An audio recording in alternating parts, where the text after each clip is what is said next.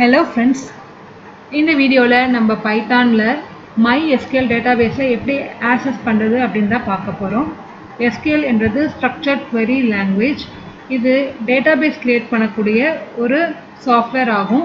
இதில் கிரியேட் பண்ணக்கூடிய டேட்டாபேஸை நம்ம பைத்தான் மூலயமா ஆக்சஸ் எப்படி பண்ணலாம், SQLக்கும் பைத்தானுக்கும் கனெக்ஷன் எப்படி கொடுக்கலாம் அப்படின்றது தான் இந்த வீடியோவில் பார்க்க போகிறோம். இதுக்கு என்னென்ன தேவையான சாஃப்ட்வேர்ஸ் அப்படின்றது பார்க்கலாம். Python database connection with MySQL. So last வீடியோவில் பார்த்தோம்னா நம்ம pandas பார்த்தோம். அதில் data frames, data series பார்த்தோம். data framesல பார்த்தீங்கன்னா நம்ம CSV எக்ஸல் ஷீட்டில் இருக்க டேட்டாஸ்லாம் எப்படி ஆக்சஸ் பண்ணுறதுன்னு பார்த்தோம். இந்த வீடியோவில் SQLலேருந்து எப்படி நம்ம டேட்டாபேஸை ஆக்சஸ் பண்ணி அதில் இருக்க இன்ஃபர்மேஷனை மேனிபுலேட் பண்ணலாம். பைத்தான் ப்ரோக்ராம் மூலியமாகவே SQLல அப்டேட் எப்படி பண்ணுறது அப்படின்றது தான் வரப்போகிற வீடியோஸில் பார்க்க போகிறோம். இதில் பைத்தான் வேணும், MySQL வேணும். இதை ரெண்டு பேர்த்தையும் கனெக்ட் பண்ணக்கூட கனெக்டர் வேணும். இது மூணு தான் ரொம்ப ரொம்ப அவசியமானது. அது என்னன்னு பார்ப்போம்னா இன்ஸ்டால் பைத்தான் அண்ட் பிப். ஸோ இது நம்ம பைத்தான் ஆரம்பிக்கும் போதே இந்த வீடியோவை நம்ம பார்த்துருக்கோம். ஏன்னா நம்ம பைத்தான் பண்ணுறதுக்கு பைத்தானும் வேணும், பிப்பும் வேணும். அதோட இன்ஸ்டலேஷன் எப்படி பண்ணுறது வீடியோ லிங்க்கை நான் டிஸ்கிரிப்ஷனில் தரேன். நெக்ஸ்ட்டு பார்த்தோம்னா நம்ம MySQL டவுன்லோட் பண்ணணும். இந்த MySQL டவுன்லோட் பண்ணுறதுக்கு கூகுளில் போயிட்டு MySQL டவுன்லோட் கொடுத்தோன்னா அதில் லிங்க் வரும், அதை கிளிக் பண்ணோம். அதை எப்படி பண்ணுறதுன்றதை பார்க்கலாம். தேர்ட் ஒன் பார்த்திங்கன்னா பைத்தானுக்கும் SQLக்கும் கனெக்ட் பண்ணுறது. பைத்தான்ன்றது தனி சாஃப்ட்வேர், MySQL தனி டேட்டாபேஸு.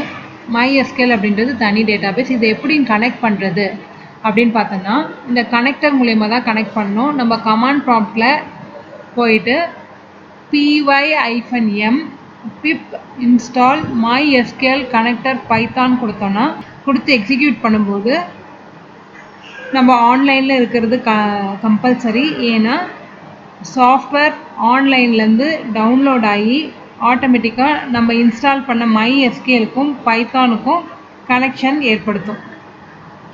இப்படி பண்ணும்போது தான் நம்ம ப்ரோக்ராம் கோட் பண்ணும்போது இம்போர்ட் SQL கனெக்டர் கொடுக்கும்போது நமக்கு எரர் வராமல் இருக்கும்.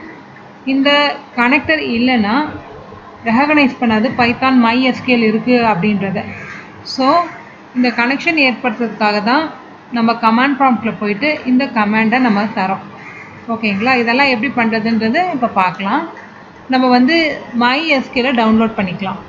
கூகுள் க்ரோமில் போயிட்டேன், MySQL டவுன்லோட். ஸோ இந்த MySQL டவுன்லோடை கிளிக் பண்ணுறேன். இந்த டவுன்லோட்ஸில்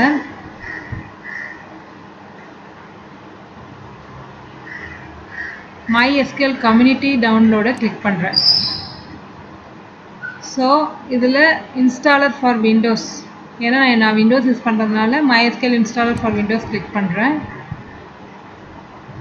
இதில் பார்த்தீங்கன்னா 32 பிட் இருக்குது, எகெயின் 32 பிட் இருக்குது. இந்த 32 பிட் எதுக்குன்னா 64 பிட்டுக்கும் சேர்த்தாப்புல யூஸ் ஆகும். அதனால் நான் இதுக்குண்டான இந்த டவுன்லோடை கிளிக் பண்ணிக்கிறேன். இந்த பேஜ் ஓப்பன் ஆகும். இதில் நோ தேங்க்ஸ் ஜஸ்ட் டவுன்லோட் இருக்கு இல்லையா, அந்த லிங்க்கை கிளிக் பண்ணும்போது அந்த MySQL பேக்கேஜ் நம்மளுடைய டவுன்லோட் ஃபோல்டரில் டவுன்லோட் ஆகிடும். இப்போ இதை கிளிக் பண்ணோன்னா நமக்கு இன்ஸ்டாலேஷன் ஸ்டார்ட் ஆகிடும் MySQL. அது இன்ஸ்டால் ஆகிட்ட பிறகு நமக்கு இந்த டயலாக் ஓப்பன் ஆகும். ஸோ இதில் பார்த்தீங்கன்னா சர்வர் ஒன்லி, கிளைண்ட் ஒன்லி, அதில் நம்ம கஸ்டம் கிளிக் பண்ணணும். கிளிக் பண்ணிவிட்டு நெக்ஸ்ட் அப்படின்ற பட்டனை கிளிக் பண்ணும்போது நமக்கு அடுத்த விண்டோ ஓப்பன் ஆகும். அதில் நம்ம சர்வர், ஷெல், ஒர்க் பெஞ்ச் நம்ம கிளிக் பண்ணி நெக்ஸ்ட் பட்டனை கிளிக் பண்ணணும். இது கிளிக் பண்ணோம்னா நம்ம செலக்ட் பண்ண எல்லா பேக்கேஜும் டவுன்லோட் ஆகிருக்கும். யூசர் நேம் நம்ம ரூட் கொடுத்துருப்போம். அதோட பாஸ்வேர்ட் பார்த்திங்கன்னா ஸ்பெசிஃபிக்கான பாஸ்வேர்ட் தரணும். நான் ரூட்டே திரும்ப கொடுத்துக்கிறேன். அடுத்தடுத்த ஸ்க்ரீன் டிஸ்பிளே ஆகும். அதுக்குள்ளே நம்ம ஃபினிஷ் கொடுத்துக்கலாம். ஃபினிஷ் கொடுத்த உடனே நமக்கு அப்ளிகேஷன் ஸ்டார்ட் ஆகிடும். So welcome to MySQL work bench நமக்கு கிடச்சிருக்கு. இப்போ நம்ம கிளிக் பண்ண உடனே நம்மளுடைய டேட்டாபேஸ் எல்லாமே டிஸ்பிளே ஆகும். ஸோ இங்கே நான் ஆல்ரெடி ஸ்டூடெண்ட் அப்படின்ற டிபி கொடுத்துருக்கேன். அதில் மார்க் லிஸ்ட் அப்படின்ற ஒரு டேபிள் கொடுத்துருக்கேன். ஸோ அந்த டேபிளோட ஸ்ட்ரக்சர்ஸ் தான் இப்போ நம்ம பார்க்குறோம். அதோட டேட்டா டைப்பும் பார்க்குறோம். இந்த செகண்ட் ஸ்டெப்பான இன்ஸ்டலேஷன் ஆஃப் MySQL நம்ம பார்த்தோம். தேர்ட் ஸ்டெப்பான பைத்தானையும் MySQLையும் எப்படி கனெக்ட் பண்ணுறது அப்படின்றத பார்க்க போகிறோம். SQLையும் பைத்தானையும் கனெக்ட் பண்ணுறதுக்கு கமாண்ட் ப்ராம்ப்ட் போய்க்கலாம். நான் சர்ச்சில் கமாண்ட் டைப் பண்ணுறேன். கமாண்ட் ப்ராம்ப்டில் py-m pip install mysql-connector-python தரேன். இதை என்டர் கொடுக்கும்போது நமக்கு அந்த பேக்கேஜை இன்டர்நெட் மூலயமா இன்ஸ்டால் பண்ணதுக்கு நம்மளுடைய பேக்கேஜ் மேனேஜரான பிப் ட்ரை பண்ணோம். MySQL கனெக்டர் இருக்கான்னு சொல்லிட்டு வெரிஃபை பண்ணோம். வெரிஃபை பண்ணிவிட்டு இருந்தால் ஆல்ரெடி ரெக்குயர்மெண்ட் சாட்டிஸ்ஃபைட் வரும். அப்படி இல்லாத போது நெட்லேருந்து இன்டர்நெட்லேருந்து நமக்கு இந்த சாஃப்ட்வேரை டவுன்லோட் பண்ணும். இந்த ட்ரைவை டவுன்லோட் பண்ணிக்கும் சிஸ்டம். ஓகேங்களா? நான் ஆல்ரெடி டவுன்லோட் பண்ணதுனால ரெக்குயர்மெண்ட் ஆல்ரெடி சாட்டிஸ்ஃபைட் அப்படின்னு நமக்கு வந்திருக்கு.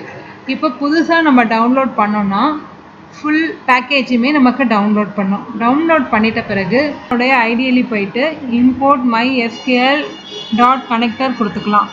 இதில் இம்போர்ட் mysql.connector கொடுக்குறேன். பாருங்கள், எந்த எரரும் காட்டல. ஸோ தட் MySQLக்கும் பைத்தானுக்கும் கனெக்ட் ஆகிடுச்சு அப்படின்றது நம்ம தெரிஞ்சுக்கலாம். அடுத்த வீடியோவில் எப்படி டேட்டாபேஸ் க்ரியேட் பண்ணுறது, அதுக்குண்டான மேனிப்புலேஷன்ஸ்லாம் எப்படி பண்ணுறதுன்றதை பார்க்கலாம். தேங்க்யூ.